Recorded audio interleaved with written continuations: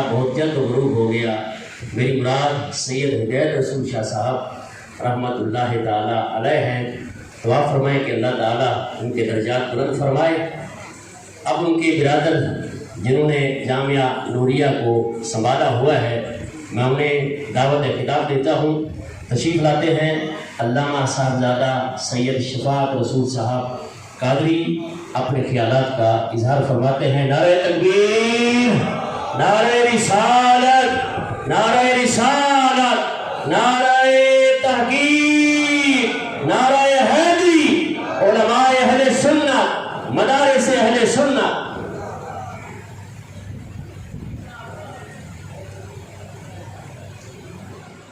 بسم اللہ الرحمن الرحیم۔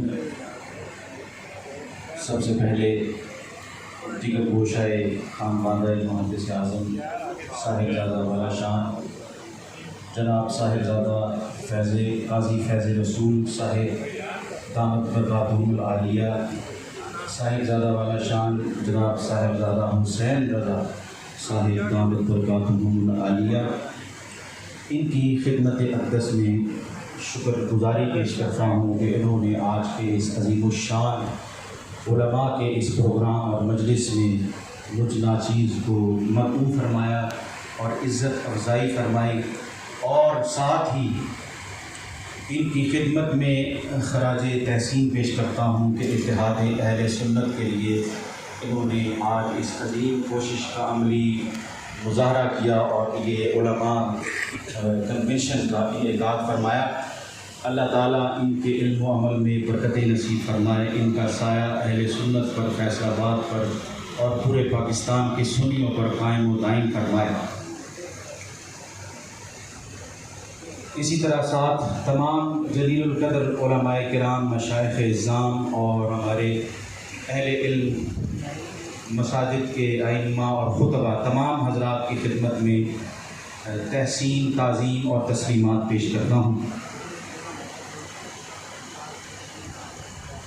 بات اتحاد اہل سنت کی ہو رہی ہے، تو اتحاد کے لیے وقت اور آج کے تناظر میں جہاں دیگر تقاضے پورے کرنے کی ضرورت ہے اور اتحاد کی طرف جو عملی کوششوں کی ضرورت ہے، عملی اقدامات کی ضرورت ہے، بے شک بہت ضرورت ہے کہ ہم اپنے اختلافات کو بھلا کر ایک دوسرے کے قریب آئیں، اتحاد کا، امن کا، آشتی کا، رواداری کا، برداشت کا، تحمل کا مظاہرہ کریں۔ وہیں پر سب سے بنیادی چیز جس کو سامنے رکھنا ضروری ہے کہ ہم اگر اتحاد کی بات کرتے ہیں تو اتحاد کیسا اتحاد؟ اتحاد دین کا اتحاد، ایمان کا اتحاد۔ ہم کون ہیں؟ ہم دین کے نمائندے ہیں، دین کے نام لیوا ہیں۔ کیا ہم دین سے جدا ہو کر کسی اتحاد کی بات کر رہے ہیں؟ کیا ایمان کے تقاضوں سے جدا ہو کر کسی اتفاق اور اتحاد کی اور وحدت کی بات کر رہے ہیں؟ یقیناً ہماری وحدت کا تصور اور ہمارا اتحاد اور اس کا نعرہ وہ سارا کا سارا دین و ایمان کی بنیاد پر ہے۔ تو اس کے لیے سب سے اہم قدم اور سب سے جو اہم فلسفہ ہے وہ یہ ہے کہ ہمیں اتحاد کے لیے سب سے پہلے اس چیز کی طرف جانے کی ضرورت ہے کہ جو ہمارے دین و ایمان کی اصول اور بنیاد کا درجہ رکھتی ہے۔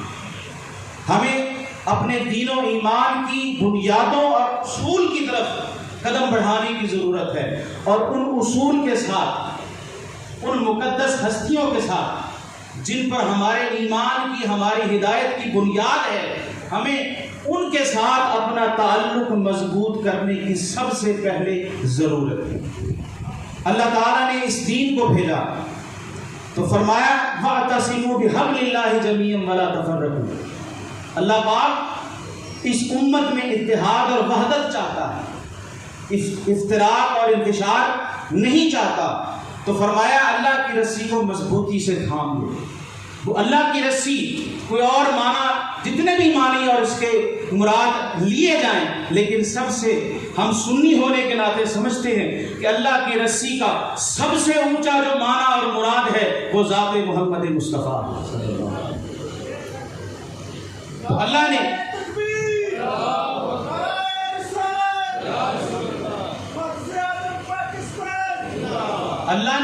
اتارا، یہ امت بھیجی، اور پھر حضور علیہ الصلوۃ والسلام کی صورت میں اس امت میں تحفہ بھیجا کہ اس میرے محمد، اس میرے محبوب کی ذات پہ یکجا ہو جاؤ، جڑ جاؤ، اپنا ناطہ مضبوط کر لو، تم کبھی بھی بکھرو گے نہیں، بٹو گے نہیں، تفرقہ میں نہیں پڑو گے، متحد رہو گے، یہی اللہ کی رسی ہے، اس کو مضبوطی سے تھام لو۔ لیکن کیا ہوا؟ بدقسمتی، جب حضور کی ذات پر ہی امت نے اتفاق نہیں کیا اور حضور کی حیثیتوں کو، اختیارات کو، امتیازات کو وجہ نظر بنا لیا، زیر بحث لے آئے، تو پھر امت، اس کی بے برکتی کیا ہوئی کہ امت جو ہے وہ فرقوں میں بٹتی چلی ہے۔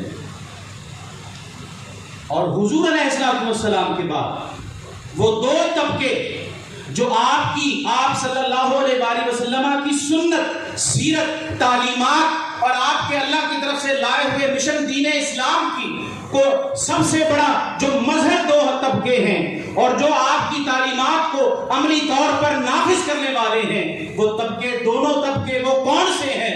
وہ ایک طبقہ جو ساری امت کے لیے باعث فخر ہے اور پوری امت میں حضور کے بعد سب سے ارفع و اعلیٰ طبقے دو ہیں، ایک طبقہ اہل بیت ہے اور ایک طبقہ صحابہ ہے۔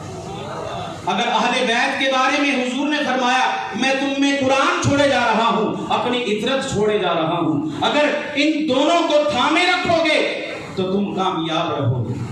ایک طرف اہل بیت کے لیے یہ فرمایا تو صحابہ کے لیے کیا فرمایا کہ علیکم بسنتی و سنت خلفاء الراشدین۔ ایک طرف فرمایا اہل بیت کے لیے کہ اہل بیتی کسفینۃ نوح من رکبھا نجا ومن تخلف عنہا غرق، کہ یہ کشتی نوح کی مانند ہے، اس میں سوار ہو جاؤ، کامیاب ہو جاؤ، نجات پا جاؤ گے۔ تو صحابہ کے بارے میں فرمایا کہ اصحابی کالنجوم بأیہم اقتدیتم اقتدیتم، کہ یہ میرے صحابہ تو ستاروں کی مانند ہیں، ان کسی بھی ایک کی پیروی میں آ جاؤ تم ہدایت پا جاؤ گے۔ تو یہ دو طبقے، اشرف و اعلیٰ طبقے امت کے، ایک اہل بیت اور ایک صحابہ، یہ یاد رکھنے کی بات ہے کہ اہل بیت اگر حضور علیہ السلام کے گھر والے ہیں تو صحابہ حضور کے در والے ہیں۔ اگر اہل بیت سے ہمارا ایمان وابستہ ہے، ہمارے ایمان کی بنیاد اہل بیت ہے، تو ہماری ہدایت اور ہمارے صراط مستقیم پر ہونے اور ثابت قدم رہنے کی بنیاد صحابہ ہیں۔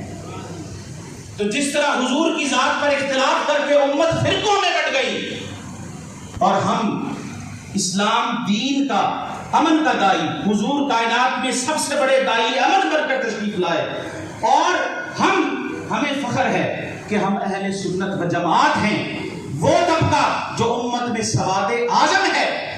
اگر اسلام امن کا دین ہے، حضور امن کی تعلیم دینے آئے، تو پھر یہ یاد رکھنے والی بات ہے، اسے فراموش نہیں کیا جا سکتا کہ اگر ہم اہل حق ہی ہیں اور بلا شبہ حق پر جو طبقہ اور امت کا سواد اعظم ہے وہ اہل سنت و جماعت ہیں، تو پھر ضرورت اس امر کی ہے کہ دین کا نمائندہ صحیح طور پہ اگر آج کوئی بننا چاہتا ہے اور بن کے دکھا سکتا ہے تو وہ صرف اور سنی ہے، وہ طبقہ اہل سنت ہے۔ اس لیے اس طبقے کو زیادہ ضرورت ہے کہ وہ دین کی اور اپنے آقا کی، اہل بیت کی، صحابہ کی تعلیمات کو سامنے رکھتے ہوئے رواداری کا، برداشت کا، امن کا، آشتی کا، محبت کا درس دے۔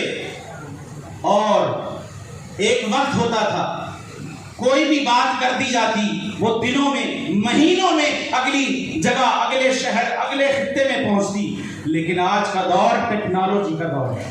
ایک بات جو کہی جاتی ہے وہ فوراً ہی پوری دنیا میں پھیل جاتی ہے۔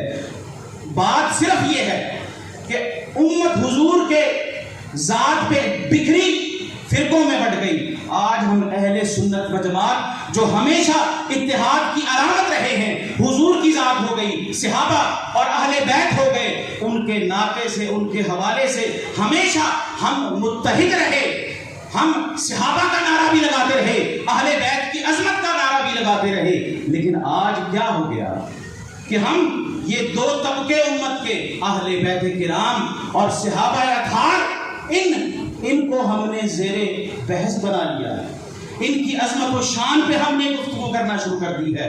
اگر بفرض محال ان دو طبقوں کے درمیان کوئی بفرض محال کوئی معمولی سا بال برابر بھی اگر کوئی اختلاف رائے ہے تو اس پر رائے دینے کا حق بعد والی امت کو نہیں ہے، اس کا فیصلہ کرنے کا حق بعد والی امت کو نہیں ہے۔ یہ وہ عظیم الشان طبقے ہیں کہ ان کا فیصلہ صرف اللہ اور اس کے رسول نے کرنا۔